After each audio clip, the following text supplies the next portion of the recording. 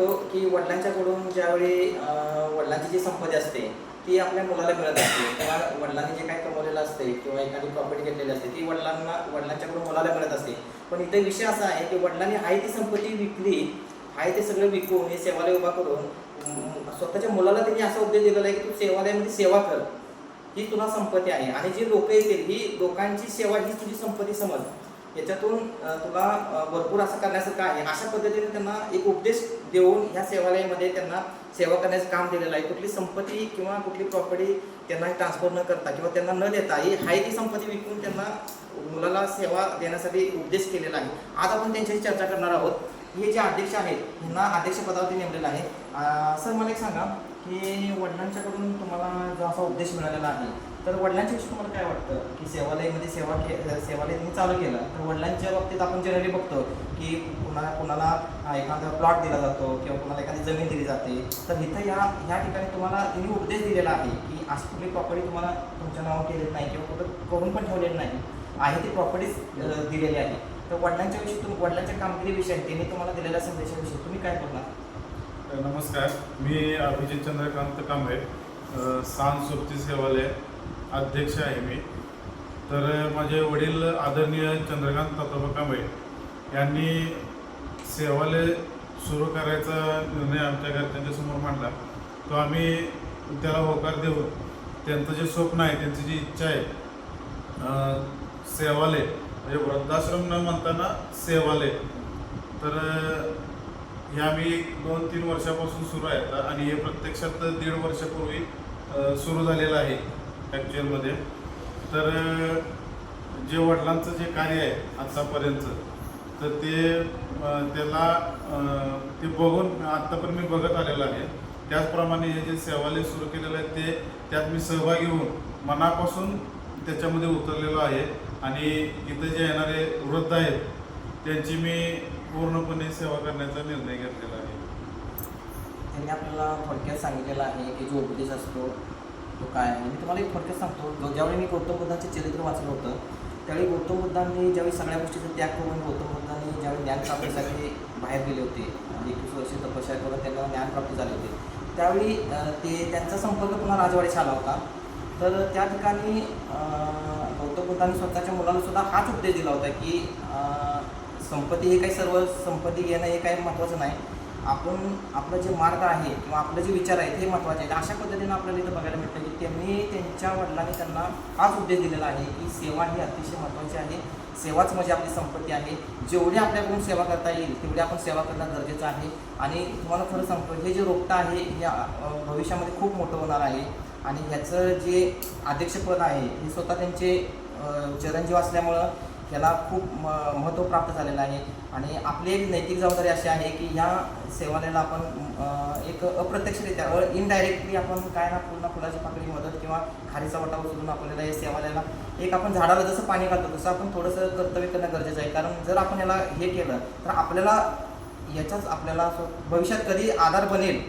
संपत्ती असून सगळं साठा असून भविष्यामध्ये काही सांगू शकत नाही आपण. भविष्यात आपल्याला हेच सेवालय आपला आधार बनू शकतं. त्यामुळं आपली नैतिक जबाबदारी म्हणून आपण याच्याकडे लक्ष देणं गरजेचं आहे. आणि प्रशासनामध्ये जर हा व्हिडिओ गेला असेल त्यांनी सुद्धा थोडंसं सगळ्या महाराष्ट्रामध्ये जे काय असेल त्या सगळ्या सेवालयांना आपल्या माध्यमातून काही वरिष्ठ पातळीवरती काही करता येईल का हे बघून ते करणं गरजेचं आहे. तुर्तास आपण सगळ्या चर्चा केलेल्या आहेत. हा तुम्हाला व्हिडिओ आवडला असेल तर ह्या सेवालयासाठी कमेंट करा. तुमचे काही जर ओपिनियन असेल ते पण आम्हाला तुम्ही कमेंटद्वारे हे करा. आणि तुम्हाला मी पूर्ण ॲड्रेस डिस्क्रिप्शनमध्ये देणार आहे. त्या ॲड्रेसवरती तुम्ही डायरेक्ट कॉन्टॅक्ट करून बापूंशी किंवा सेवालयांशी ऑफिसशी जरी कॉन्टॅक्ट केला तर तुम्हाला त्याचं तुम्हाला प्रत्युत्तर 100% मिळेल. आणि मी सेवालयाचा अध्यक्ष हे पद मला महत्त्वाचं नाही आहे. मी इथे सेवक म्हणूनच काम करत आहे, बघत आहे. मला पदाशी किंवा कोणत्या गोष्टीशी काही महत्त्व नाही आहे. मी माझ्या वडिलांचं जे स्वप्न आहे ते पूर्ण करायचं मला माझा विचार आहे. त्या पद्धतीनेच काम सुरू आहे आणि एकदम निस्वार्थी भावनेने हे काम चालू आहे माझ्याकडून. आणि जेवढं माझ्याकडून शक्य आहे त्याच्यापेक्षाही जास्त देण्याचा मी प्रयत्न केला. आता तुम्ही सगळं सांगितलेलं आहे की जे वडिलांचं स्वप्न आहे ऑलरेडी वडिलांचं स्वप्न सातत्यात आलेलं आहे. सातत्यात आणण्यासाठी त्यांनी बऱ्याच गोष्टी गमवलेल्या आहे. बऱ्याच गोष्टी त्यांनी हे केलेलं आहे. स्वतः मी तुम्हाला उदाहरण देतो की मगाशी तुम्ही व्हिडिओमध्ये बघितलं की ती व्यक्ती इथं आल्यानंतर त्यांना कळलं की बापूंचं कार्य काय आहे. जोपर्यंत तुम्ही इथं येणार नाही तोपर्यंत तुम्हाला कळणारच नाही कार्य काय आहे, मग आपलं कर्तव्य कळणारच नाही. आज जर तो व्यक्ती इस्लामपूरमधून येऊन इथं जर म्हणत असेल की मला जर काही जर मदत मागितली तर मी प्रॉपर्टीसुद्धा विकेन, हे कधी कळतं ज्यावेळी तुम्ही इथं येता बघता. तुम्ही बाहेरून बघून किंवा ऐकून किंवा हे काय करतो तो काय करतो हे असं ऐकून हे बघण्यापेक्षा तुम्ही प्रॅक्टिकली इथे या, तुम्ही बघा. मी सगळं दाखवलं व्हिडिओमध्ये काय विषय आहे. मेडिकलचा असेल किंवा सगळ्या गोष्टी इथं आहेत. सगळ्या गोष्टीसाठी पैसा लागतो आणि त्यांची पेन्सिलवरती हे सगळं चाललेलं आहे. उदरनिर्वाह फॅमिली सांभाळत सगळं केलेलं आहे त्यांनी. बऱ्याच गोष्टी त्यांनी ते त्याग केलेला आहे. त्यामुळं आपण आपली जबाबदारी आपण स्वीकारून थोडंसं इकडं लक्ष देणं गरजेचं आहे. आणि तुम्हाला जर ह्याच्यामध्ये आणखी जर काय तुम्हाला वाटत असेल तर तुम्ही डायरेक्ट कमेंटद्वारे कमेंट करू शकता किंवा डायरेक्ट संपर्क करून सेवालाईशी कॉन्टॅक्ट करून तुम्ही त्यांना ओपिनियन किंवा त्यांना जर मदत करायची असेल तर तुम्ही त्यांच्याशी कॉन्टॅक्ट करू शकता. तुम्हाला सदैव ते तुमच्या प्रश्नाची उत्तरं मिळतील. आणि कुणीही इथे आलं तर त्यांच्यासाठी हे सेवालय 24 तास खुला आहे. तुम्ही आजूबाजूला जरी आला, बापूंना एक जर फोन केला, कॉन्टॅक्ट केला तर बापू रात्री 2ला जर म्हणलं तर 2ला बापू तिथं हजर राहतील. ही 100% मी तुम्हाला गॅरंटी देतो की त्यांचं कार्यच एवढं महान आहे की तुम्हाला व्हिडिओमध्ये मी सुरुवातीला सांगितलेलं आहे. आमच्या चरणमधला प्रॉब्लेम इमिजिएटली डायरेक्ट ते हा व्यक्ती माझ्याकडे झाला पाहिजे म्हणून डायरेक्ट सगळ्यांच्या अगोदर तिथं आले होते. सगळ्यांच्या अगोदर रिपोर्टिंग केली होती. नंतर प्रशासन आलं, पण बापूंची पहिली गाडी तिथं आली होती. त्यांना घेऊन जाण्यासाठी प्रयत्न केले, पण प्रशासनानं त्याचे वडील मुलगा आल्यानंतर मुलाच्या ताब्यात त्या व्यक्तीला दिलं. तो मी थोडंसं तुम्हाला मी खालच्या व्हिडिओमध्ये थोडंसं दाखवण्याचा प्रयत्न करेल. करायचं किंवा काय करायचं आहे आपल्याला हे आम्हाला काही मनात सुद्धा नव्हतं. फक्त नोकरी मिळाली की नोकरी करायची, संसार करायचा.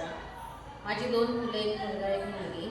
आमचं पोलीस लाईनमध्ये आम्ही बरेच वर्ष राहिलो. आम्ही तिथंच आमचं निम्मी आमची नोकरी आणि आयुष्य तिथंच गेलं सगळं. आणि त्याच्यानंतर आपल्या माणसात आपल्या गावाकडे यायचं म्हणून आम्ही आलो. पण आता इथं आल्यावर आम्हाला काय राहण्याची सोय नव्हती. पूर्वीचं घर हे सासरचं लहान असल्यामुळं आम्ही इथं घर बांधल्यानेच ठेवलं. पण आमच्या आयुष्यामध्ये आम्हाला नोकरी लागल्यानंतर आम्हाला जो पगार मिळाला त्या पैशाचा उपभोग घेण्यासाठी आम्ही कधी स्वतःचा विचार केला नाही. आणि आमच्या मुलांना पण ते कधी जाणवलं नाही की आपल्यासाठी पैशाने आपण खर्च करावा. आणि एक लग्न झाल्यानंतर एक आपला जो समज असतो की आपण पतीच्या पाठीशी उभी राहायचं, हे एक डोक्यातच असतं प्रत्येक स्त्रीच्या. तसंच काहीसं माझ्या पतीने जे कार्य सुरू केले, कार्य म्हणजे आता सुरुवातीला नोकरी होती. आता ही नोकरी आपल्याला मिळालेली आहे. आपण ज्या गरीब परिस्थितीतून वर आलो तर ही नोकरी टिकवली पाहिजे. तर नोकरीमध्ये चांगलं काम केलं पाहिजे, एक प्रामाणिकपणाने काम केलं. अगदी तन मन धन प्रसंगी धन अर्पून त्यांनी प्रामाणिकपणाने ही पोलीस सेवेमध्ये काम केलेलं आहे. आणि आपलं काहीतरी चांगलं योगदान असावं आणि आपण त्यांच्या पाठीशी राहावं असं हे माझे विचार होते. आणि त्या पद्धतीने मी त्यांच्या पाठीशी उभी राहिली. म्हणजे काय की त्यांना साथ दिली, त्यांना कुठल्या पद्धतीने विरोध केला नाही. दुसरी गोष्ट असं की माझी नोकरी आणि माझी मुलं आणि घर सांभाळून मी सगळं ते केलं. डोक्यात फक्त एकच होतं की आपण फक्त पुढं चालत राहायचं. पुढं काय होणार हे माहीत नाही, आपण काय करणार आहे हे माहीत नाही, पण पुढं चालत राहिलो आम्ही. आणि मग म्हणजे आमच्या सासूबाई, ह्यांच्या आई, ह्यांचा एक स्वभाव असा होता की दुसऱ्यांना मदत करणे. आमचे सासरे ते तसेच होते की दुसऱ्यांचा विचार करायचा, त्यांना मदत करायचं. आणि तेच गुण ह्यांच्याकडं आहे. लहानपणापासून म्हणजे इतरांना मदत पण केलेली आहे त्यांनी. आपण सर्वतोपरी म्हणजे जसं यथाशक्ती आपल्याला मदत करता येईल तशी मदत केली. आणि ते पूर्वीपासून जे थोडंसं मनामधनं जे उतरलेलं होतं मदतीचं म्हणा किंवा दुसऱ्यांसाठी जगण्याचं म्हणा, ते आता एवढं मोठं आता त्याचं स्वरूप झालेलं आहे. आणि ह्यांच्या मनामध्ये तो एक विचार आला की समाजासाठी काहीतरी करायचं, घरासाठी काहीतरी करायचं. घरासाठी ठीक होतं की आमचं कुटुंब मोठं आहे, जबाबदारी मोठी आहे आमच्यावर, तर हे आपल्याला केलंच पाहिजे. मग आता विरोध कशाला करायचा. माझ्या डोक्यात सुद्धा कधी आलं नाही की आपण त्यांना विरोध करावा किंवा कुठल्या गोष्टीला अडवावं. मी कधीच अडवलं नाही किंवा मी त्यांना कधी विचारलं पण नाही की पैशाचा व्यवहार कधीच विचारला नाही. आपल्याबरोबर सगळे पुढे घेऊन जायचं हे माझे पण विचार आहे. आपण जर तूप रोटी खात असेल आणि दुसऱ्याने उपाशी बसायचं हे मला पण कधी आवडलं नाही. आपल्या बरोबरीनं सगळ्यांना घेऊन जायचं. आमच्या घरातली जी लहान मुलं ही मोठी होईपर्यंत आम्ही दोघांनी एकाच विचारानं हे घर पुढं नेलं आणि ही मुलं आता इथपर्यंत जे कुटुंब आमचं आले ते इथपर्यंत चालवलं आम्ही. इथं आल्यानंतर आता नोकरी नेहमीपेक्षा जास्त झालेली होती. गावाकडे आल्यानंतर मग आपला समाज सुधारला पाहिजे. आता समाजाची सुधारणा मी फक्त म्हणजे घरापुरतं माझं मर्यादित होतं. मी काही जास्त बाहेर लक्ष दिलं नाही कधी. पण ह्यांच्या डोक्यात ते सतत विचार असायचे की आपण समाजासाठी काहीतरी केलं पाहिजे. पण काय करायचं? मग समाज पहिला सुधारण्यासाठी काय केलं पाहिजे? मग एक एक एक एक ते आपल्या बुद्धविहारापासून वाचनालय म्हणा हे सगळं त्यांनी सुधारणा केली. समाजाला बरोबर घेऊन केली. स्वतःचे पैसे गेले त्याचं कधीही आम्हाला वाईट वाटलं नाही किंवा कोण काय म्हणेल, कोण निंदा करेल ह्या गोष्टीचा पण कधी आम्ही विचार केला नाही. फक्त आपल्याबरोबर आपलं घर, मुलं आणि समाज हे सगळं आपल्याबरोबरच सुधारणा व्हावी हा डोक्यात एकच विचार होता. आणि समाजात तो एक बदल झाला. जो चांगला बदल होता तो झाला. त्याचाही आनंद आहे मला. ते काम करत असताना ह्यांना समाजातील बऱ्याच बंधू भगिनींनी ह्यांना सहकार्य केलं. त्यांची पण मी ऋणी आहे. कारण का अशा गोष्टी जास्त कोण पुढं होत नाही. पण त्यांच्यावर विश्वास ठेवला सगळ्यांनी की बापू काहीतरी चांगलं करतायत, समाजाच्या उपयोगाचं करतायत, फायद्याचं करतायत. तर सगळ्यांची मी ऋणी आहे कारण त्यांनी सगळ्यांनी साथ दिलेली आहे त्यांना. नंतर ते झाल्यानंतर आता आपण रिटायर होणार आहे हे माहीत आहे. आमची नोकरी निम्म्यापेक्षा जास्त आली, संपत आली. आता काय करायचं पुढं? रिटायर म्हणून काय करायचं? स्वतःचा विचार यांनी कधीही केलेला नाही. आपलं कुटुंब, आपली मुलं बाळं आहे त्या पैशामध्ये चैनीत राहावं, फिरायला जावं किंवा काहीतरी दुसरा उपभोग घ्यावा असं आमच्या डोक्यात दोघांच्याही कधी आलं नाही. पैशाचा अपव्यय होऊ नये, पैसा चांगल्या कारणी लागावा एवढीच आमची इच्छा. आणि मग एक डोक्यात आलं की आता रिटायर झाल्यानंतर काय करायचं.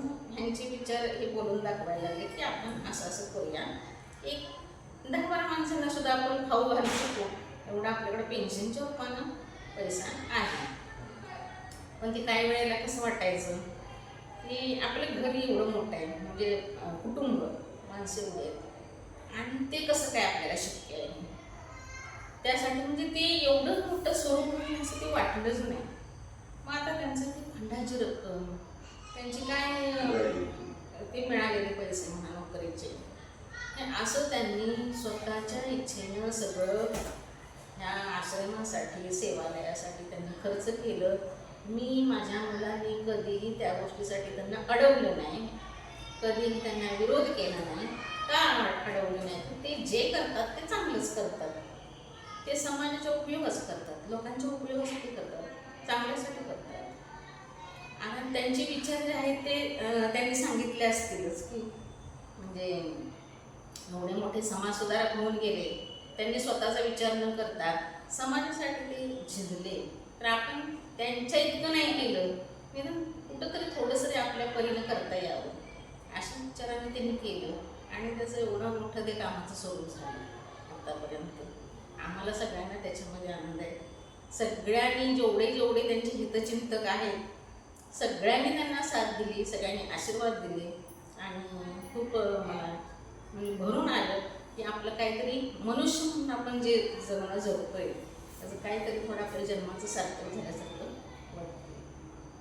ठीक आहे. आपल्याला मॅडमनी सगळ्या गोष्टी समजावून सांगितलेल्या आहे की एक स्त्रीचा जर शाबासकीचा हात असेल पुरुषाच्या पाठीमागे तर पुरुष चांगल्या पद्धतीने ते काम करतो.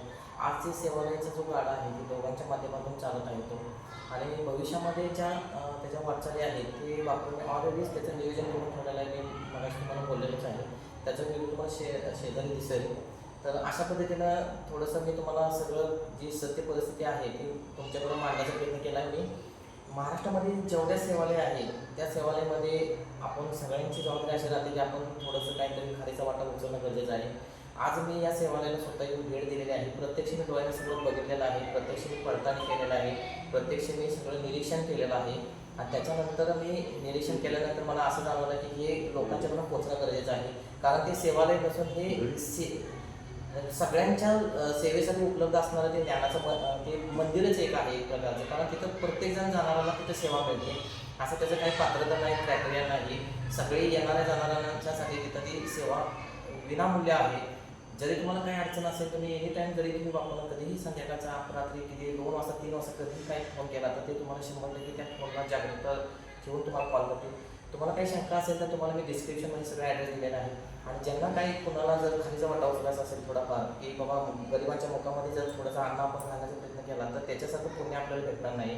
एक स्त्री काय करू शकते हे तुम्हाला मी समोर दाखवलेलं आहे. आणि प्रत्यक्ष ते निरीक्षक जे आहेत समाज कल्याण खाते त्यांनीच तुम्हाला सांगितलेलं आहे की स्वतःच दागिने खर्च करून विकून बापूने जमीन विकून कुठलाही बॅलन्स नाही, सगळा आलेला बॅलन्स सगळा पणाला लावून हे आता त्यांचं जे कार्यप्रणाली चालू आहे भविष्यामध्ये सुद्धा ते ठेवतील. आपण सगळ्यांनी मिळून त्याला पाणी घालणं गरजेचं आहे. तरी मी तुम्हाला एक विनंती करतो की आपण सगळ्यांनी थोडंफार खायचं वाटा उचलूया. हे सेवालय असेल किंवा अनेक सेवालय कुठले असतील तर आपल्याला जर आपल्याकडे समजा जर 1 रुपया आला असेल तर 1 पैसे 2 पैसे त्याला दिलं तर आपल्याला ते जे पुण्य मिळतं ते एखाद्या मंदिरामध्ये जाऊन सुद्धा मिळणार नाही, अशा पद्धतीचं पुण्य असतं. मॅडमने आपल्याला थोडक्यात माहिती दिली. खरंच मी खूप नशिबान आहे की हे सेवालय समजा अनेक 20, 25, 30, 50 वर्षांनी जर मी भेट द्यायला आलो तर ते कदाचित मी आमच्याजवळ बघायला सुद्धा भेटणार नाही. ते मला हे यांचं कार्य काय आहे, कर्तृत्व काय. आज इतिहासामध्ये आपण नुसता इतिहासच वाचतोय की बाबा हे सावित्रीबाई फुले, महात्मा फुले कोण आहेत काय ते आपल्याला माहीतच नाही. पण त्याचं जी प्रतिकृती आहे समोर दिसते बघा तुम्हाला की ज्यांनी त्यांना मदत केली म्हणून ते सगळं साम्राज्य उभा केलेलं आहे, प्रत्यक्ष आहे. आणि हे सगळं मी तुम्हाला समोर मांडलेलं आहे. तुम्ही एकदा येऊन भेट द्या, बघा तुम्हाला कसं वाटते बघा. आणि भेट दिल्यानंतर तुम्हाला वाटलं बाबा थोडंसं आपण काहीतरी ऋणी आहे समाजाचं तर तुम्ही ते करू शकता.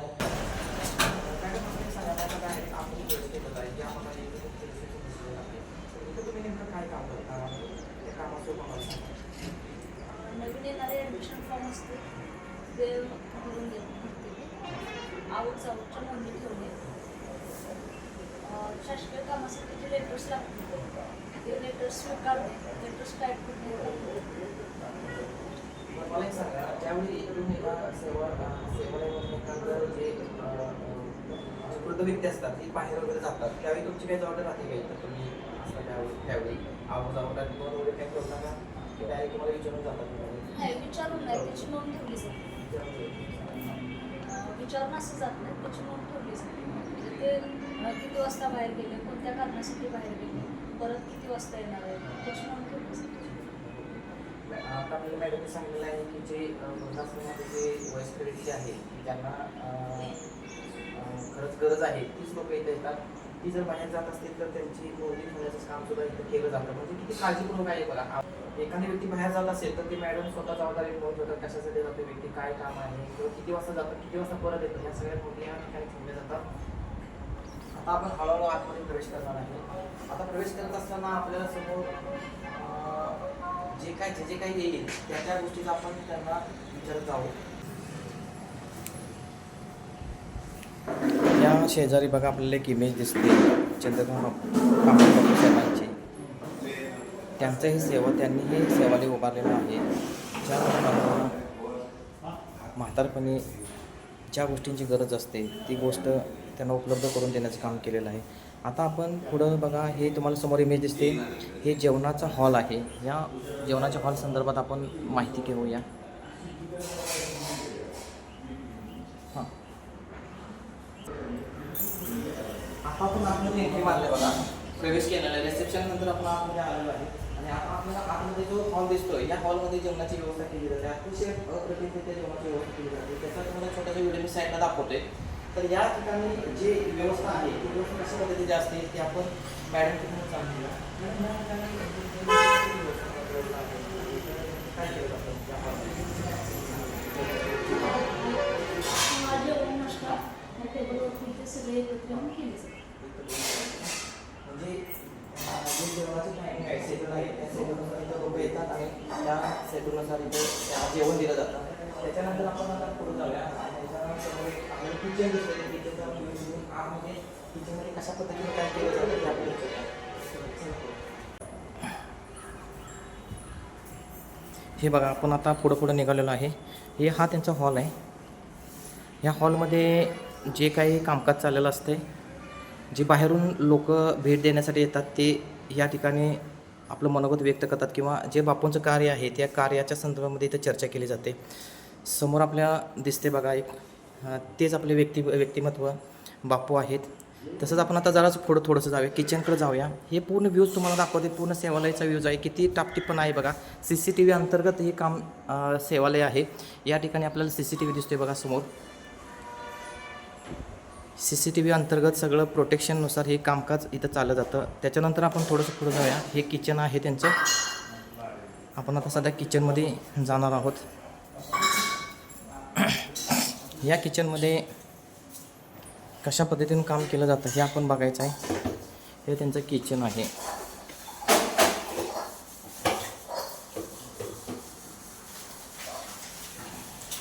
जे वृद्धाश्रममध्ये जी लोक आहेत त्या लोकांना सेवा बनवण्याचं काम या किचनमध्ये केलं जातं. आणि आपण आरोग्याची काळजी घेऊन खायची पद्धतीने काम केलं जातं. तर आपण जे पण या किचनच्या संदर्भात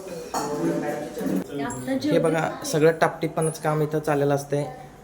जरासुद्धा म्हणजे तुम्हाला निष्काळजीपणा दिसणार नाही किचनमध्ये. अशा पद्धतीने हे किचन आहे सांस्कृतिक सेवालयाचं.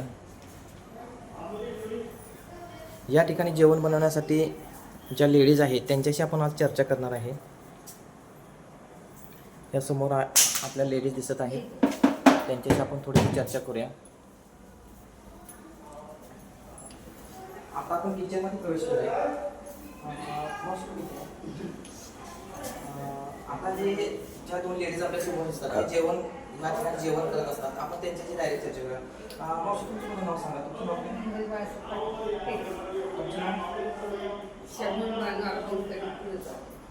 तर ह्याच्यात दोन लेडीज आहेत त्या इथं जेवण करण्याचं काम करतात. मावशी मला एक तुमच्याकडून माहिती अशी पाहिजे की या ठिकाणी तुम्ही जेवण करत असताना कोणत्या कोणत्या प्रकारची काळजी घेता किंवा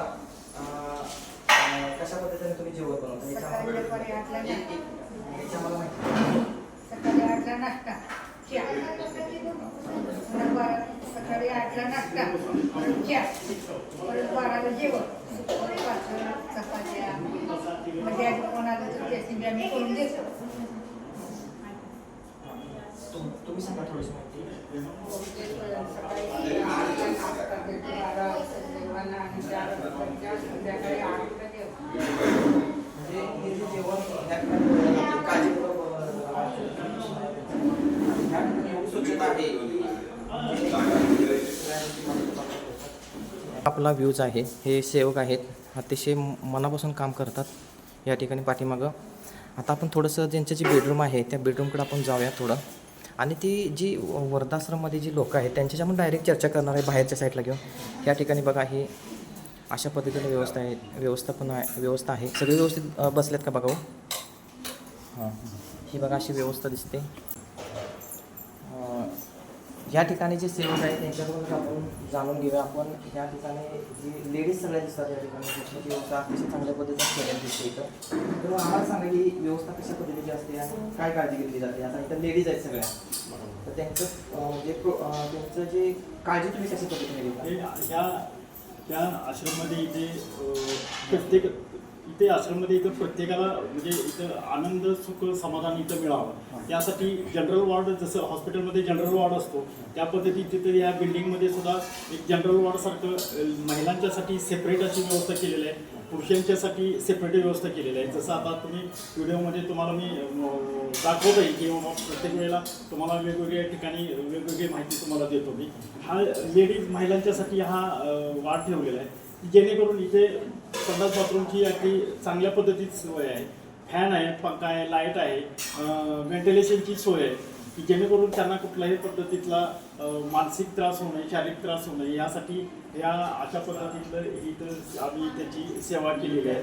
त्यांना प्रत्यक्ष तुम्ही त्याची मुलाखत घ्या आणि त्यांना विचारा की त्यांना म्हणजे मी बोलतो ते खरं आहे की खोटं आहे तर ते स्वतः तुम्हाला सांगतील, विचारू शकताय तुम्ही.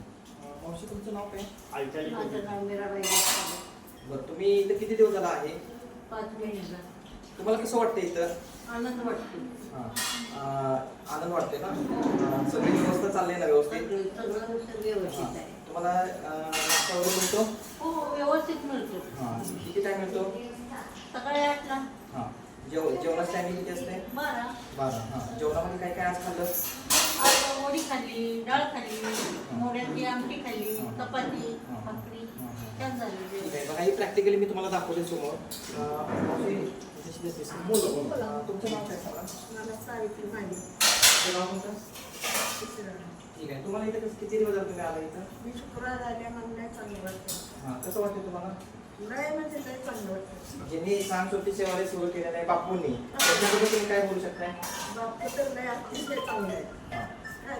आणि आमची सगळी व्यवस्था करतो. हां, ठीक आहे. हे बघा, आता तुम्हाला मी समोर दाखवतोय यांचं हे वयस्कर आहेत सगळे, की आपण नाही की त्यांना आम्ही सांगितले शिकवले असं काही प्रकार नाही. डायरेक्ट लाईव्ह टेलिकास्ट चालू आहे इथं. आपण आणखी सगळ्यांची चर्चा करूया. हे बघा, हे पण म्हणजे हे बघा, चरणगावातील लोकांनी मला वारंवार प्रश्न केला होता की हा व्हिडिओ कुठला आहे, व्हिडिओ कुठला आहे दाखवा. हा व्हिडिओ आहे पेट नाक्याचा सांस्कृतिक सेवालयाचा व्हिडिओ आहे. बोलणारी करत नसतात आणि करणारी बोलत नसतात.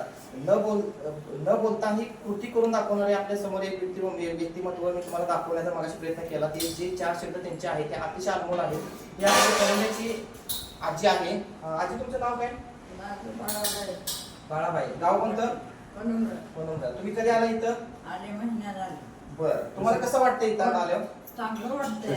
म्हणजे इथं गाणे खाण्यापिण्याची व्यवस्था आहे चांगली आणि मला बरं वाटलं आणि मी आणि तेव्हा पाक शिकत होतो. माझ्या अंगावर कळा सकट नव्हती ती दादरवर चढाय मला आलं नाही. मग आता मी जेवत होते 1 चपाती सगळी खावत नव्हतं, 2 चपाती खाते आणि चांगली समाधान आहे मला. मी बघून लय टेन्शन मला येत होतं, आता पाक टेन्शन मला येत आहे. आणि बापू चांगला आहे पण बापूचं मुलगा पण चांगला आहे. माझ्या गोळ्याची ह्याची काळजी घेतो त्यांचा. चांगला आहे बघायला, काही वाईट नाही काय नाही. तुमच्या आशीर्वादानं आमचा आशीर्वाद तुम्हाला लागू द्या आणि चांगलं होऊ द्या. तुमचं वय किती? माझं वय आता माझ्या तर तरी बघा, ही आजी आहेत किंवा 60 वयाच्या तर पुढे असेल ना जास्त. तुम्ही इकडे कसं आलाय? मला ती शेजारच्या बाळानं मला आणलं इकडे. म्हणजे भावकीचं नाही माझ्या घरचा होता. भागतात चुलत भागतात.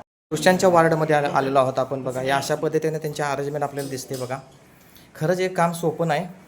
एखादा जर आपल्या घरात आजारी पेशंट असला तर आपण वैतागलेलो असतो की बाबा ह्याला कसं करायचं, काय करायचं. बऱ्याच गोष्टी आहेत तिथं, बऱ्याच गोष्टी सांभाळाव्या लागतात. पुरुषांसाठी वेगळी कार्यप्रणाली आहे, स्त्रियांसाठी वेगळी कार्यप्रणाली आहे. ज्या ठिकाणी पुरुष आणि स्त्री असतात त्या ठिकाणी प्रायव्हसी अतिशय महत्त्वाची असते. आणि पोलीस प्रशासनामध्ये असल्यामुळं बापूंनी ही पूर्ण दक्षता घेऊन CCTV अंतर्गत पूर्ण म्हणजे एका सेकंदाचा अपडेट घेतला जातो. जरी ते बाहेर असले तरी आतमध्ये काय चाललेलं आहे ते विचारलं जातं. प्रत्येक डिपार्टमेंटला प्रत्येक माणूस आहे या ठिकाणी. आणि आपण आता पुरुष वार्डमध्ये आलेलो आहोत. तुम्हाला प्रॅक्टिकली दाखवतो. बघा, ही जी लोकं आहेत बघा दिसतात इथं, हे बघा लोकं आहेत. ह्या लोकांच्यासाठी आता समजा ही आता इथं दिसतात एवढी, ह्याची जर समजा दुप्पट झाली, 8ची 16 झाली, 16ची 32 झाली तर बापूने एकट्याने काय करणार आहेत ते? यांच्यासाठी ही दिवस रात्र झटून बाबा उद्याचं काय करायचं हे त्यांच्या डोक्याला त्रास आहे. ह्याची आणखी जर वाढली तर आपण काय करावं ह्या विचारात ते सदैव असतात. आणि आपण त्याच्यासाठी काय करणं गरजेचं आहे, भविष्यामधलं सुद्धा त्यांनी काही कृती उपलब्ध करून ठेवलेले त्या पण मी तुम्हाला सांगणार आहे. आपल्या पाश्यामध्ये आपण जर नसेल आपल्या पाश्यात हे सेवालय कसं चालेल ह्याचासुद्धा त्यांनी प्रश्नचिन्ह उपस्थित करून त्याचंसुद्धा मार्गी लावण्याचं काम करण्याचा प्रयत्न केलेला आहे. आता आपण थोडंसं त्यांच्याशीच आपण डिस्कस करूया. मगाशी आपण स्त्रियांशी डिस्कस केलेलं आहे, आता आपण पुरुषांशी डिस्कस करण्याचा प्रयत्न करूया. ठीक. आजोबांचं नाव सांगा. गाव कोणतं? इथं कधीपासून आलाय? किती दिवस झाला आला इथं? हां, ठीक आहे. कसं वाटतं तुम्हाला इथं आता? इथं आल्यानंतर कसं वाटतंय तुम्हाला? छान वाटतंय का? बापूंचं काम कसं वाटतंय तुम्हाला? हे बघा, हे जी हास्य स्माईल किंवा आपल्याविषयी एखाद्याची जी भावना असते, ही भावना अशीच येत नसते की भाषण ठोकून किंवा समाजसुधारणाचे विचार सांगून ही अशी डायरेक्ट येत नसते. त्याच्यासाठी आपलं काहीतरी स्वतःच गमवावं लागतं. सुरुवातीला मी सांगतो, बापूंनी आपल्याला विषय काढला नव्हता की हा विषय समाज कल्याणचे जे अधिकारी आहेत, निरीक्षक, त्यांनी सांगितल्यानंतर माझ्या लक्षात आलं की त्यांनी सांगितलं की बापूंनी स्वतःच्या मंडळीचं सोनं सुद्धा भाग ठेवलं. त्यांना ते सांगता आलं असतं, पण त्यांनी ते पण सांगितलं नाही. मी तुम्हाला मुद्दाम करून सांगतोय की ते सगळं संपत्ती सगळी पणाला लावलेली आहे इथं. आपण आपलं एवढंच काम आहे, आपण हा व्हिडिओ बघतो, आपलं एवढंच काम आहे की बाबा आपण हे करू शकत नाही ना, तर एक आपले 4 आणे तरी आपण देऊ शकतो ना तिथं. बाबा हा हे त्यांच्यासाठी वापरा. तुम्ही 1 रुपया जरी दिला तर त्याचा सुद्धा हिशोब इथं ठेवला जातो, कारण मी स्वतः सगळं ड्रायव्हर प्रॅक्टिकली बघितलेलं आहे. आता आपण यांच्याशी चर्चा केलेली आहे. आणि इथं बघा तुम्हाला समोर सगळं दिसते, हे सगळं अशी झोपण्याची व्यवस्था आहे. आता हे मनोरुग्ण आहेत का, हे मनोरुग्ण आहेत बघा. आता हे आश्रम, आता मला एक सांगा, जे व्हिडिओ बघतात त्यांनी मला एका प्रश्नाचं उत्तर द्यायचं आहे.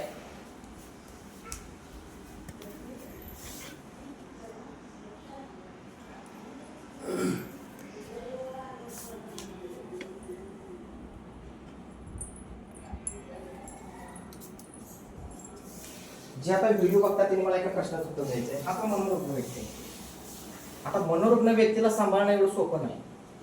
तुम्ही 1-2 दिवस घरी ठेवून बघा काय परिस्थिती होते, गोंधळून जातो माणूस. इथं हा मनोरुग्ण आहे, इथं शेजारी आहे, ते झोपलेले आहेत, कोणाला ऐकायला येत नाही, कोणाला बोलायला येत नाही. पलीकडे लेडीचा पण तोच विषय आहे. ही सेवक आहे, ही सगळी सेवा देतात, बापूंच्या मार्गदर्शनाखाली सेवा देतात.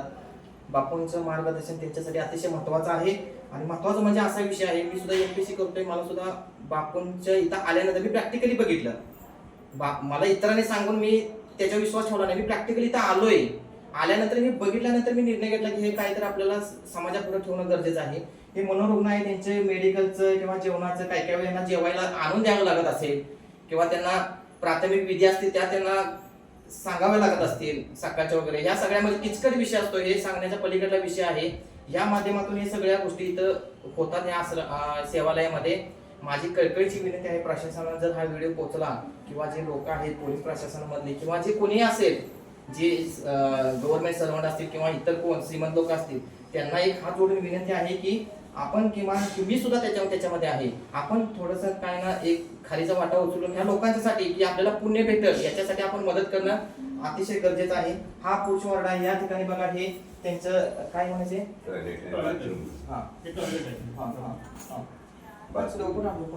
या ठिकाणी टॉयलेटची सोय आहे.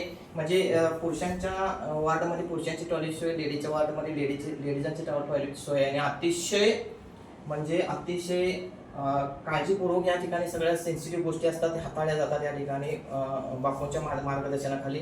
खरंच बापूंचं आमची पात्रता पण नाही त्यांच्या चरणी जायची, तरी सुद्धा खरं सांगतो मी तुम्हाला, बापूंचं कार्य एवढं महान आहे की मी जे इतिहासामध्ये जे वाचलं होतं ते प्रॅक्टिकली करून दाखवलेलं. आज कोण कोणाला 1 रुपया खर्चत नाही, कोण रस्त्याने गेला, कोण काय झालं, कोणाला किंवा काय भूक लागल्या का नाही, काय खर्च नाही. पण इथं तुम्ही कुणी पण या, श्रीमंत या किंवा गरीब या किंवा कुणी पण या, जेवल्याशिवाय तुम्हाला इथं जाऊन देणार नाही, एवढं मी तुम्हाला गॅरंटी देऊन सांगतो. कारण ते सगळ्यांसाठी आहे, हे आश्रमासाठी नाही, हे सगळ्यांसाठी. ज्याला कोणाला यायचं आहे, बाबा विसाव करायचा आहे किंवा इथं थांबायची इच्छा आहे थोडंसं मन मोकळं करण्यासाठी, ती सुद्धा इथे येऊ शकतात.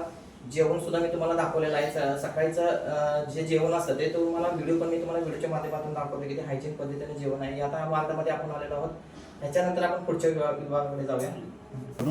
आता आपण स्पेशल रूमकडे जातोय. बघा, हे बघा सगळा व्ह्यूज बघा, बघा हे सगळं सोनं, जमीन, घाण ठेवून सगळ्या गोष्टी आपण सगळ्या गोष्टी केलेल्या आहेत.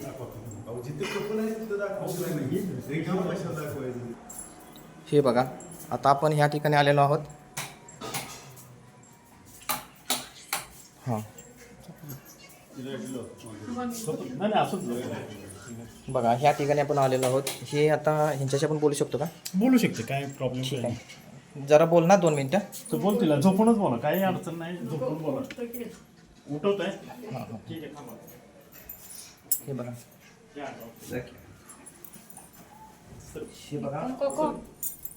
हे बघा आपण आता स्पेशल रूम मध्ये आलो. उठा ना.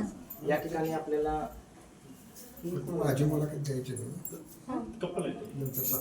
हां, बोलू शकता, काय तुम्हाला जे विचारायचं त्यांना हे विचारू. बघा, आता हे नवरा बायको आहेत, यांना स्पेशल रूम आहे. जे जोडपे आहेत त्यांच्यासाठी स्पेशल व्यवस्था केलेली आहे. माझं फक्त त्याच्यामध्ये घेऊन चर्चा थोडीशी करूया. तुमचं नाव सांगा. माझं नाव मालन अशोकणी. कुठून आलाय तुम्ही? मी सांगलीतच राहायला पण दिलेगाव कोटी. हां, इथं किती दिवस झाला आलाय? मी इथं ते महिना होता. बरं, इथं आल्यानंतर तुम्हाला कसं वाटते? छान वाटतं. छान वाटते. बरं, सकाळी जेवणामध्ये काय काय जेवला तुम्ही? आळस पाण्याची वडी आणि मटकीची मोडाची आमटी होती, हां. चपाती होती, हां, भात. हां, हां, हां. इथं तुम्ही एक स्त्री म्हणून आलेला आहे. हो. स्त्री म्हणून चांगल्या पद्धतीने काळजी घेतली जाते. हो हो, अगदी आई वडिलासारखी माया करतात. आता जे बापूंनी जे सेवा देण्याचं काम सुरू केलेलं, बापूंच्या विषयी तुम्हाला काय वाटते? आता त्याचं कार्य कसं वाटतंय? चांगलं वाटतं, चांगलं वाटतंय. भावासारखं वाटतं. हां, ठीक आहे. बघा, हे तुम्हाला मी प्रॅक्टिकली दाखवते. तुम्हाला सोपं नाही हे काम. आता हे जोडपं आहे. इथं आपण या ठिकाणी आलेलो आहे. या सगळ्या प्रायव्हसी ठेवल्या जातात. या प्रायव्हसी ठेवून हे काम केलं जातंय. या ठिकाणी आपण खरं सांगतो तुम्हाला, आपण काही ना काहीतरी करणं गरजेचं आहे. शेवटी आपलं कर्मच हे आपलं शेवटपर्यंत आठवण ठेवून जातं. तुमची संपत्ती हे जे साठा बिटा आहे तो तात्पुरता मर्यादित आहे. तुमची संपत्ती तुम्ही मेला, संपत्ती संपली, संपला विषय. तुमचं नाव पण कोण काढत नाही. पण तुमची संपत्ती संपली, तुम्ही मेला तरी तुमचं नाव पण कोण काढत नाही. पण ज्यावेळी तुम्ही एखादं कार्य करता की बाबा हां ठीक आहे, ह्या माणसानं असंच कार्य केलेलं आहे, समाज सुधारकांची नावं हे याचमुळे राहिलेली असतात. त्यांचं कार्य एवढं महान असतं की त्यांनी केलेल्या कार्यामुळे त्यांना ओळखलं जातं. आज आपण बापूंच्या आश्रमामध्ये आल्यामुळं आपल्याला या सगळ्या गोष्टी जाणवत आहेत. ठीक आहे. त्याच्यानंतर आपण ही आता स्पेशल वॉर्डमध्ये आल्यानंतर अजून आपण पुढच्या विभागाकडे जाऊया. इकडे आले का? हां, समजा दिदी जरा मागे सर जरा थोडं. हां, हे बघा, स्पेशल रूम आहे. ही रूम कशासाठी आहे? हे जसं समजा पैशांनी थोडं आर्थिक सोबत आहे, त्याची आर्थिक सोबत आहे आणि त्याला कुटुंबामध्ये थोडं वाटतं की बाबा मला इथे कुटुंबामध्ये मुलांना अडचण व्हायला नको. आणि मग जसं समजा जर असे कपल जर असतील की त्यांना पैसे म्हणजे आम्हाला अशी थोडी प्रायव्हसी पाहिजे, आमच्याकडून थोडी आम्ही आश्रमाला आम्ही मदत करू शकतो. आणि तर तशा पद्धतीत असतील तर त्यांच्या सुद्धा साहेबांनी म्हणजे बापूंनी त्या पद्धतीत सुद्धा ते बनवलेलं आहे की आता तुम्ही पलीकडे पाहिलं की बाबा ते दोघं पण असे ते अपंग आहेत, म्हणजे त्यांना चालता येत नाही, म्हणजे फिटनेस त्यांचा बरोबर नाही. तरी सुद्धा आम्ही त्यांना त्यांच्या वयोमानानुसार, त्यांच्या प्रकृतीनुसार, त्यांच्या शारीरिक अडचणीनुसार त्यांना आम्ही ती सेपरेट अशी व्यवस्था केली आहे की त्यांना आपल्या आश्रमाकडून त्यांना कुठल्याही पद्धतीतली अडचण येऊ नये, असा तो आमचा एकमेव उद्देश आहे. आता आपण हॉलमध्ये आलो बघा. हॉलमध्ये आपण आलो आणि आपण या ठिकाणी बघा, हा जो तुम्हाला जो दिसतोय ही जी लोक आहेत की आता आपण सगळ्यांची डिस्कस केलेलं आहे, त्यांचा मनोरंजनासाठी हा TV ठेवलेला आहे त्यांनी, जेणेकरून लोकांना कुठल्याही पद्धतीचा कंटाळा आला तर ते बघू शकतात. हा सगळा मेंटेनन्स आहे. ह्याच्यामध्ये कोणी स्वतः सगळ्या खर्चाच्या माध्यमातून केलं जातं. जे समाजातील जे लोक आहेत ते काही लोक सुद्धा मदत करतात सेवालयामध्ये. की माझं मी वारंवार तुम्हाला 100 वेळा सांगितलेलं आहे की आपण थोडंसं काहीतरी करणं गरजेचं आहे. आता यावरती बघा, बापूंचे आई वडील आहेत, शेजारी बापूंचा फोटो आहे. त्यांना सुद्धा माझा प्रणाम आहे की त्यांच्या पोटी हे नवरत्न जन्माला आलं की ज्यांच्या आश्रयाखाली आज सगळे लोक जे आहेत ते आधाराला येऊन थांबलेले आहेत. हे दिसते बघा, त्यांचे आई वडील. खरं त्यांना मानाचा मुद्रा आहे की त्यांच्या पोटी हा आदर्श व्यक्तिमत्व जन्माला आल्यामुळं आज त्यांच्या सावलीखाली ही जी तुम्हाला दाखवलेली आहे ती सगळी लोक इथे येऊन राहतात. आता बघा, प्रत्येक जण भावनुक झालं होतं की प्रत्येक जणांच्या डोळ्यात पाणी आलं होतं की आम्हाला आई वडिलांप्रमाणे जपतात, लेडीज म्हणायला लागल्या की आम्हाला भावाप्रमाणे जपतात.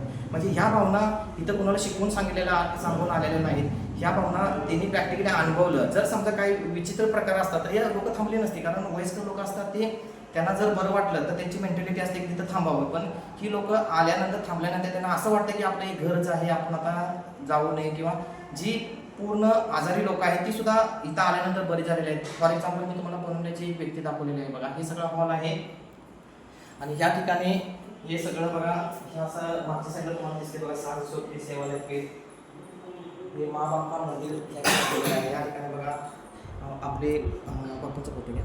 हे समोर आपल्या बापू बसलेले आहेत बघा. त्याच्यानंतर या ठिकाणी हे आपले सेवक आहेत. तुम्ही इस्लामपूरवर येता ना? थोडंसं तुमचं नाव सांगा. माझं नाव शकील आदम मुजावर आहे आणि मी इस्लामपूरचा रहिवासी आहे. मी सहज असंच मी कॅरीबॅगचा बिझनेस करत असताना मला सहज एक वेळा अशी वाट भेटली जाताना, तर मी एक पोस्टर बघितलं की माँ बाप का मंदिर सात सोबती सेवालय म्हणून. तर मी तर आल्यानंतर गेटच्या आल्यानंतर बापू मला म्हणले या भाई. बापूला माहिती नव्हतं मी कोण आहे, पण बापू मला बोलत बोलत मी म्हणलं मी कापडवाले भाई म्हणून मी इस्लामपुरात माझं दुकान आहे कापडाचं. आणि त्या निमित्ताने मी इथं आलो. मला बापू म्हणले, मी म्हणलं काय हे, तर म्हणले बापू म्हणले असं असं आपलं हे कार्य आहे, नियोजन आहे तर बा सांस्कृतिक सेवालय माँ बाप का मंदिर. आणि मला अशा गोष्टीमध्ये एवढं उत्साह वाटतं की काहीतरी करावं काहीतरी. त्यावेळी मी येऊन मला बापू म्हणजे जावं वर, चला जाऊया. मग मी वर आलो, लोकांना बघितलं तर मला माझ्या आईवडिलांची आठवण आली. मग त्यावेळेस मी बापूला म्हणलं बापू ह्याच्या पुढं इथल्या लोकांना काही आपण कमी पडायला द्यायचं नाही. काही लागलं मला इस्लामपुरात येताना तुम्ही मला फोन करा, मी येताना घेऊन येईन. तुम्हाला कधी काय लागलं तरी मला सांगा, मी तुम्हाला पूर्ण मदत करेन. त्यापासून मी इथलं 5-6 महिने झालं मी इथं माझं येणं जाणं चालू आहे. मी बापू म्हणा, पवारसाहेब म्हणा, इथले जी बी मामा काकू बिकू आहेत, जी बी लेडीज इथं असतात, कायम आले की रिस्पॉन्स असते. कोणा जेवायची बंदी नाही, काय नाही. कधी बी या तुम्ही जेवायच्या वेळेला. मावशी ते विचारतात भाई जेवताय. आणि मी तर आल्यानंतर मी काय बघत बसत नाही काय ही कोण आहे ही कोण आहे. मी काय खाली पडलेलं उष्ट उचलणार, ताटा उचलणार, काही मला वाटून ती काम. कारण मला इथं वेळ द्यायचा आहे.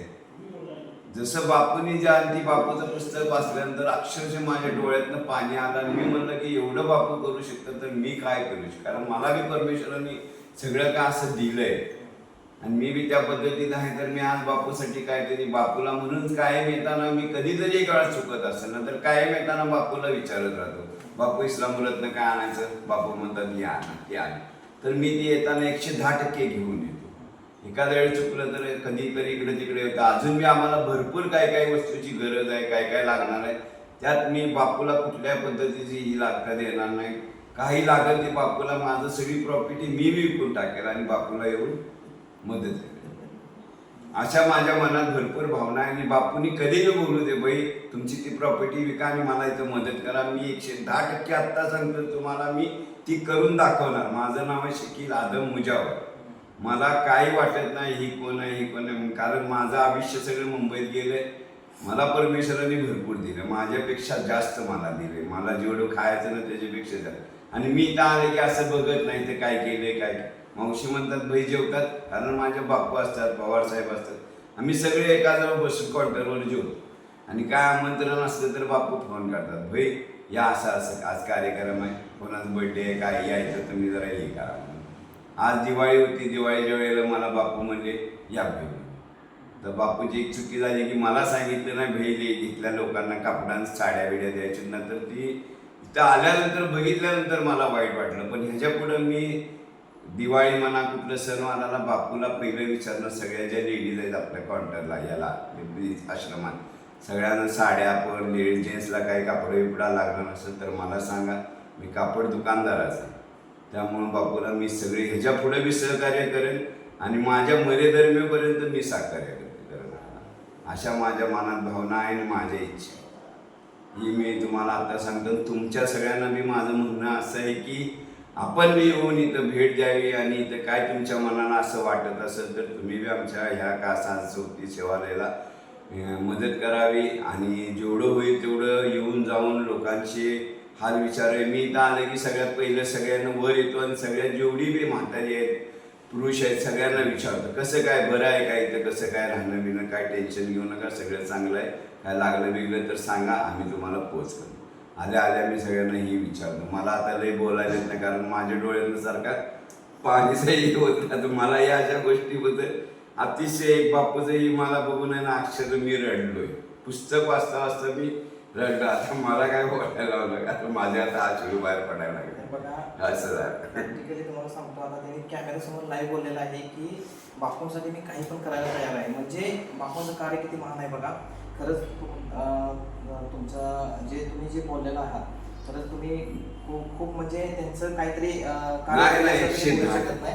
आणि हे आपण ज्यावेळी कार्य जवळनं बघतो त्यावेळेस या गोष्टी आपण करू शकतो. बघा हे पुस्तक तुम्हाला दिसतंय समोर, हे पुस्तक तुम्हाला मी कॅमेरासमोर दाखवतो आणि सगळे इमेज तुम्हाला मी खाली पूर्ण दाखवणार आहे. बघा या ठिकाणी आतमध्ये बघा, आतमध्ये म्हणजे अतिशय प्रशासनामध्ये सुद्धा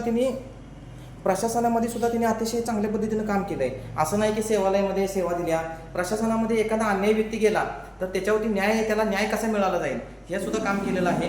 आणि एक प्रशासनाकडे बघण्याचा दृष्टिकोन आहे तो जसा म्हणजे अडाणी लोक असतात ते वेगळ्या पद्धतीने बघतात की बाबा पोलीस म्हणजे ओरडतात, हे करतात. पण हे प्रॅक्टिकल तुमच्यासमोर उदाहरण दाखवतोय की मी की पोलीस प्रशासनाकडं पण अशी काही लोक आहेत, अशी काही माणसं आहेत की ती स्वतः बदल करण्याचा प्रयत्न करतात. आणि हे एक जिवंत उदाहरण मी तुमच्यासमोर आणण्याचा प्रयत्न केलेला आहे. हे बघा, हे पुस्तक आहे. हे पुस्तक जर तुम्हाला पाहिजे असेल, वाचायचं असेल, तर तुम्ही डायरेक्ट सेवालयाला भेट द्या. कुणीही या सेवालयाला येऊन दे, त्याचा इथं सन्मान होईल. सेवालय वृद्धांसाठी नाही, सेवालय ज्यांची सेवा करता येईल त्यांच्यासाठी हे सेवालय आहे. इथं प्रत्येक येणारे व्यक्ती असेल, स्त्री असेल, पुरुष असेल, त्यांची सेवा करण्यासाठी हे सेवालय आहे. या सेवालयामध्ये सगळे मनोपचार असतील किंवा आजारी व्यक्ती असतील किंवा तरुण असतील किंवा जोडपी असतील, या सगळ्या गोष्टी मी तुम्हाला दाखवण्याचा प्रयत्न केला. थोडंसं आपण आपली पण एक जबाबदारी म्हणून मी तुम्हाला वारंवार सांगत गेलेलो आहे. या खाली मी तुम्हाला एक कॉन्टॅक्ट नंबर देणार आहे. तुम्हाला जर कधी यायचं असेल, काही तुम्हाला वाटलं की बाबा आपल्याला काहीतरी बांधिलकी म्हणून मदत करायची असेल, तर तुम्ही कॉन्टॅक्ट नंबरवरती संपर्क साधून तुम्ही विचारू शकताय तुम्हाला जर काही हेल्प करायची असेल तर. आणि आपण सगळ्यांनी मिळून ह्या सेवालयाला हेल्प करणं गरजेचं आहे. हेच सेवालय नाही, जेवढी अशी सेवालय असतील त्या सगळ्या सेवालयाला आपण मदत करणं गरजेचं आहे. मी ह्या सेवालयापुरतं मर्यादित सांगत नाही, सगळी महाराष्ट्रातली जेवढी सगळी सेवालय आहेत त्यांना मदत करणं गरजेचं आहे. आणि खरंच बापूंचं मी खरंच खूप मनपूर्वक आभारी आहे की त्यांनी हे जे कार्य बापूंचं मी खूप मनपूर्वक आभारी आहे की त्यांनी हे जे कार्य आहे समाजसुधारकांचं हे भावी पिढीसाठी जिवंत ठेवलं. त्यांचे जे विचारांची वारसा आहे ती पुढे चालवण्याचं काम केलं. हे अतिशय आपल्यासाठी महत्त्वपूर्ण आहे. आपण त्याच्यातून काहीतरी घेणं गरजेचं आहे. जी MPSC करणारी मुलं आहेत त्यांच्यासाठी सुद्धा मी एक असं सांगतो की आपण MPSCचा अभ्यास करतो, आपण सगळ्या गोष्टी वाचतो, इतिहास वाचतो, राजघटना वाचतो, या सगळ्या गोष्टी वाचून आपण पदावरती जातो. पण पदावरती गेल्यानंतर सुद्धा की पदावर असणारा माणूस काय करू शकतो हे प्रॅक्टिकली तुम्हाला मी समोर दाखवतो. की एक पोलीस उपनिरीक्षक पदावरती असताना सुद्धा एवढं केलं, सहाय्यक पोलीस निरीक्षक पदावरती असताना सुद्धा एवढं केलं त्यांनी. मग आपण पदावरती असताना आपण काय करू शकत नाही? आपण सगळ्या गोष्टी करू शकतो, फक्त आपले विचार आपण बदलायला पाहिजे. आपण कुठल्याही पदावर जाऊ शकतो, पण चांगलं बनणं खूप अवघड आहे. चांगला माणूस बनणं, पदावरती जाणं म्हणजे एका चौकटीतून आत जाणं, हे पदावरती जाणं खूप सोपं आहे बुद्धिमत्तेच्या जोरावरती. पण चांगला माणूस बनणं, कर्तव्य करणं खूप अवघड आहे. आपण चांगलं जर करू शकत नसेल तर एखादं जर चांगलं कोण करत असेल त्यांना आपण थोडंसं हातभार लावणं हे खूप गरजेचं आहे. ह्या हातानं मदत केलेली त्या हाताला पण कळून देणं हे पण चुकीचं असतं. तुम्हाला मदत करायची असेल तर आपण इनडायरेक्ट मदत आपण करू शकतो. त्याच्यासाठी तुम्हाला मी पुढे सगळे कॉन्टॅक्ट नंबर किंवा डिस्क्रिप्शन बॉक्समध्ये सगळी मी तुम्हाला माहिती पुरवणार आहे. सांस्कृतिक सेवालयामध्ये जे काही वस्तू ज्या दिलेल्या आहेत त्या वस्तू ह्या मी तुम्हाला नाव वाचून सांगतो. हे DH सय्यद सर म्हणून त्यांनी एक सांस्कृतिक सेवालयाला त्यांनी एक चक्की दिलेली आहे. दुसरे भाऊसाहेब नामदेव कांबळे सेवानिवृत्त मंत्रालयामध्ये जे अधिकारी होऊन गेले त्यांनी एक सेवालयाला एक सप्लिमेंट म्हणून एक चक्की दिलेली आहे. आणि दुसरे तुम्हाला सांगायचं म्हणजे आनंद वाटतो की दुसरे एक आमचे महादेवाडीचे बळीराम गोविंद मोहिते यांच्या तृतीय स्मृती दिनानिमित्त सुप्रिया नामदेव मोहिते राहणार महादेवाडी यांनी 24/9ला ही त्यांनी सेवयाची मशीन सांस्कृतिक सेवासाठी एक सप्रेट भेट दिलेली आहे. मुळातच आमच्या बापूंची अशी कल्पना आहे की सांस्कृतिक सेवालय माझ्या पश्चात मी गेल्यानंतर हे बंद पडू नये म्हणून इथे काहीतरी उद्योग, इथल्या लोकांना उद्योग मिळावा. आणि उद्योग मिळाल्याच्या नंतर त्यांनी त्यांच्या स्वतः कष्ट करून त्यांनी ते आपण उत्पन्न मिळेल ते उत्पन्न त्यांनी सांस्कृतिक सेवासाठी त्याचा वापर करावा अशी बापूंची संकल्पना आहे. बापूंची संकल्पना तोपर्यंत मला जे मी संकल्पनेतलं जे माझं स्वप्न होतं ते मी साकार करण्याचा प्रयत्न केला. पण माझ्या पश्चात इथं कुठल्याही प्रकारचं याला बंद पडू नये. आणि इथं बापूंनी ही संकल्पना जशी लोक येतील तशा पद्धतीत त्या लोकांना इथं सांगितलेलं आहे. आणि त्यामुळं बापूंना सुद्धा बापूंच्यावरती प्रेम करणारे, सेवालयावरती प्रेम करणारे जे काही दानशूर आहेत त्यांनी जे इथं तुमच्या समोर आहेत, आता व्हिडिओ जो चालू आहे तो तुमच्या समोर आहे की त्यांनी त्या वस्तू दिलेल्या आहेत. खरं म्हणजे आम्ही मी सांस्कृतिक सेवालयाचा सेवक आहे या नात्याने मी त्यांचं सगळ्यांचं ज्यांनी हे दान दिलेलं आहे त्या सर्वांचं मी आभार मानतो आणि धन्यवाद देतो. कारण त्यांनी इथं मला सुद्धा मी सेवच्या नात्याने मला सुद्धा इथं काम करण्याची प्रेरणा मिळते की जर मी इथं माझा स्वतःचा आयुष्यातील अनमोल वेळ मी इथं देऊ शकतो, तसंच इथं जे वेळ देऊ शकत नाही, ज्यांच्याकडे धन आहे, ज्यांच्याकडे पैसा आहे ते धनाच्या रूपाने, पैशाच्या रूपाने सुद्धा सांस्कृतिक सेवालयाची इथं सेवा करतात. त्यामुळं इथं प्रत्येक जण येणारा जो पुजारी असतो तो इथं पुजारी जाताना काही ना काहीतरी सेवक काही ना काहीतरी इथं सेवा घेऊन जातो. खरं म्हणजे मला आनंद वाटतो की इथं या माँ बाप का मंदिर तथा सांस्कृतिक सेवालय या सांस्कृतिक सेवालय यामध्ये तुम्हाला खरं म्हणजे आल्यानंतर तुम्हाला इथं एक वेगळं फिलिंग तुम्हाला होईल. म्हणजे जसं तुम्ही फिरायला जाता एखाद्या पर्यटन स्थळी फिरायला जाता त्याच्याही पेक्षा तुम्हाला इथं वेगळा आनंद मिळेल. स्वर्ग सुख इथं पाहायला मिळेल. इथं आल्याशिवाय तुम्हाला ते आनंद घेता येणार नाही. कारण मी सेवक या लोकांना आपुलकीनं जपणूक देणारी आपुलकीनं वागणूक देणारी अशी इथं आमची टीम आहे. आणि त्यामुळं इथं कुठल्याही प्रकारची कुठलीही अडचण नाही. अडचण एवढीच की इथं भक्त यावे, त्यांनी इथं सेवा करावी आणि त्या भक्तीचा आस्वाद घ्यावा. त्यामुळं जेणेकरून आम्हाला सुद्धा त्याचा जे येणारे पाहुणे असतील, जे येणारे भक्तगण असतील, सांस्कृतिक सेवासाठी कारण हे मंदिर आहे. हे मंदिर म्हणजे जगाच्या पाठीवरती तुम्हाला कोणत्याही प्रकारचं कुठेही तुम्हाला मामाचं मंदिर पाहायला मिळणार नाही आणि अस्तित्वातही नाही. पण चंद्रकांत बापूंनी त्यांच्या संकल्पनेतून त्यांनी हे महाबाप का मंदिर तथा सांस्कृतिक सेवालय हे बांधलेलं आहे. आणि यामध्ये जे काही आहे तिथे जिवंत मूर्ती आहे. या जिवंत मूर्तीचा जर तुम्हाला आनंद घ्यायचा असेल, सुख आणि समाधान कुठे असतं हे जर पाहायचं असेल तर तुम्ही एक वेळ अवश्य सांस्कृतिक सेवालयाला अवश्य भेट द्या आणि तुम्ही आनंद घ्या. एवढं बोलतो आणि मी माझं 2 मिनिटं